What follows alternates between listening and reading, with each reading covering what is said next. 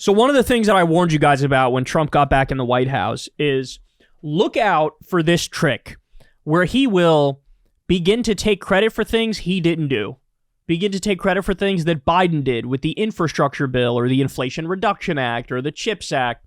And look, I always made the point, he might take credit for it, but also that would be a best case scenario because it would be better than him just freezing all of the funding for all those bills, right?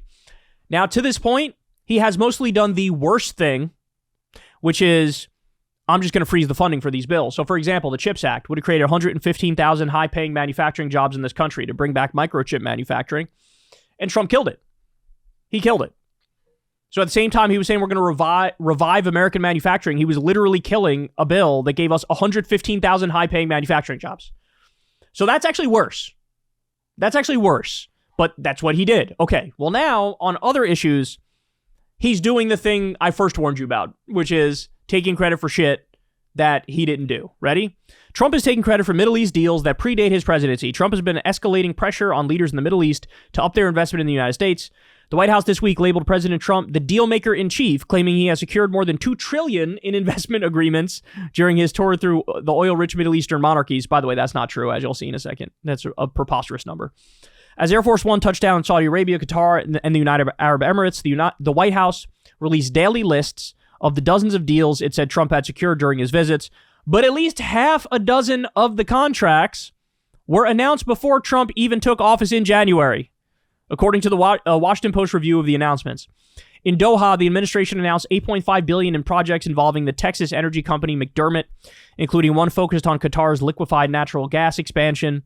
But the company previously announced contracts for that initiative during Joe Biden's presidency in 2023 and 2024. When Trump was in Abu Dhabi on Thursday, the White House announced $200 billion in new commercial deals with the UAE. Much of the corporate funding came from a cloud computing deal between Amazon and the UAE state-owned telecommunications company, in which the White House claimed would contribute $181 billion for the local economy by 2033. But Amazon had already announced that contract in October. Who was president then? And the company had committed only about $1 billion over 6 years. The $181 billion estimate came from an Amazon-sponsored study, and it was a broad calculation of how much the UAE could increase its GDP if it started using more cloud services. Oh my God. So not only is he lying and taking credit when he didn't do it, he's also massively exaggerating. The math behind the White House claim that Trump secured trillions on this trip is fuzzy, even including the contracts that predate his presidency. The sum of the deals is under $1 trillion, but the White House is also counting announcements it made months before the trip, including a vague plan that the UAE said would result in $1.4 trillion in investment in the United States over the next decade. The UAE and the White House previously announced that deal in March. The White House did not explain why its announcements included deals that predate Trump's presidency. Oh, you don't say. The Washington Post is trying and failing to discredit the... This is a Trump statement. Let me try that again. The Washington Post is trying and failing to discredit the trillions of dollars in good deals secured by President Trump on his Middle East trip. That's from the White House spokeswoman Anna Kelly. She added that the deals included a reaffirmed investments from companies that had agreements in the region before Trump's presidency, including McDermott and the technology company Parsons. Anyway, this goes on, but you get the gist of it. He's just a fucking liar. Like, he's just a thorough, discredited liar. Took credit for Biden shit, and then even with doing that, he also massively exaggerates the amount of money, and then when he's called out on it, he just fucking lies about it more. It's incredible. It's truly incredible. By the way, here we go. More bragging on this exact issue. Listen. I haven't seen you get personal. On Truth Social, you said, Vladimir, stop. He hasn't stopped. And you had once said that maybe you need to look at other things like sanctions or banking. Okay, so because maybe they need to be pressured in a different way. And I'll be doing that if do you think that it's I don't want to see 5,000 people. You know, outside of the money, which is a big deal, but the money is the money. The money we can make up. I can make up the money on one trip like this. Okay, I mean, think of it. This trip, I made 12 times the money that we're talking about. I made that money in a few days. I've always been good with money. It's not about the money. It's about pressuring Putin, right? I mean, no. But I've always been good with money. I make money. He's been bankrupt at least 6 times. His businesses have gone bankrupt at least 6 times.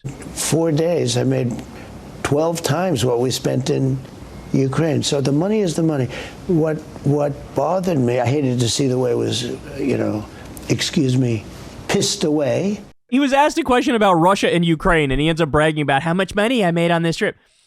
What does that even mean? First of all, like we just laid out, like half those deals were Biden deals. You also lied about the number overall. Second of all, this is not U.S. government money. These are private companies in the U.S. doing dealings with these insane dictatorship monarchies, and like it's business deals for them. The fuck, that's got nothing to do with like the U.S. Treasury. Like what? Oh my God, I'm gonna lose it, bro. I'm gonna lose it.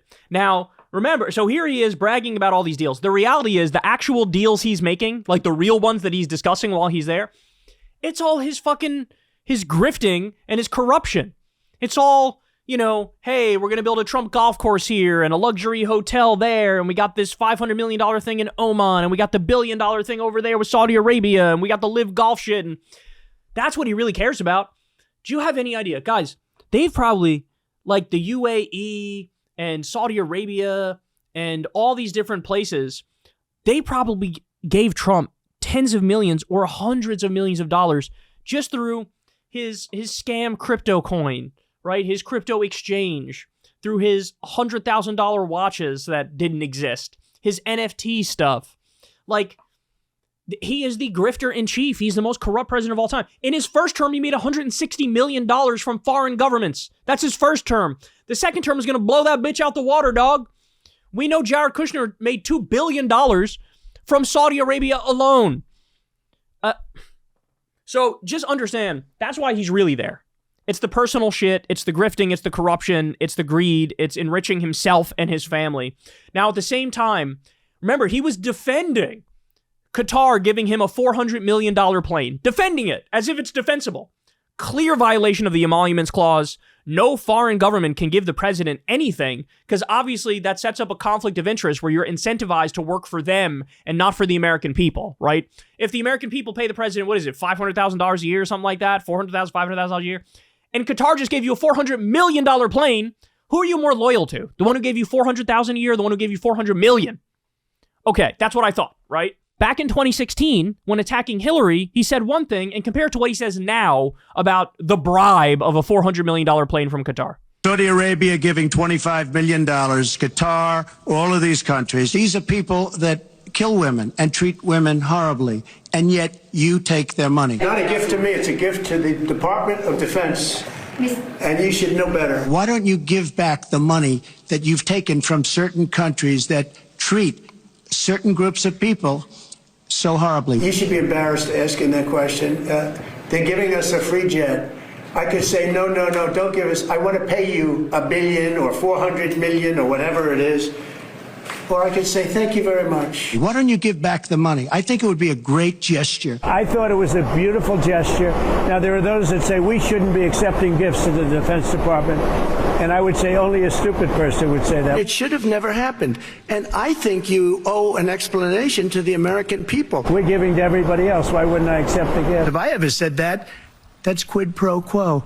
This is why I lose my fucking mind every time in the year of our Lord 2025, somebody pretends like Trump is an economic populist and that he's anti-corruption and that he's draining the swamp. Because yes, in 2016 on the campaign trail, he used that rhetoric, but we all saw how he governed. We all saw he represented the billionaires and the multinational corporations. We all saw his immense corruption. We all are seeing what's going on right now. So look at the comparison. Back then, oh, Hillary, you took a lot of money from Qatar. You said they treat women horribly. I think you should return that money. That would be a good gesture. Why are you taking that money in the first place? That's pretty corrupt. It doesn't smell right, Hillary. It doesn't smell right. Now he's like, only a stupid person would not accept a $400 million jet. Only a stupid person would do that. Oh my God. He is such a fucking con artist. And the thing is, guys, you got to understand this. It's not like he believes the shit he said. Of course he doesn't believe what he's saying. He's full of it.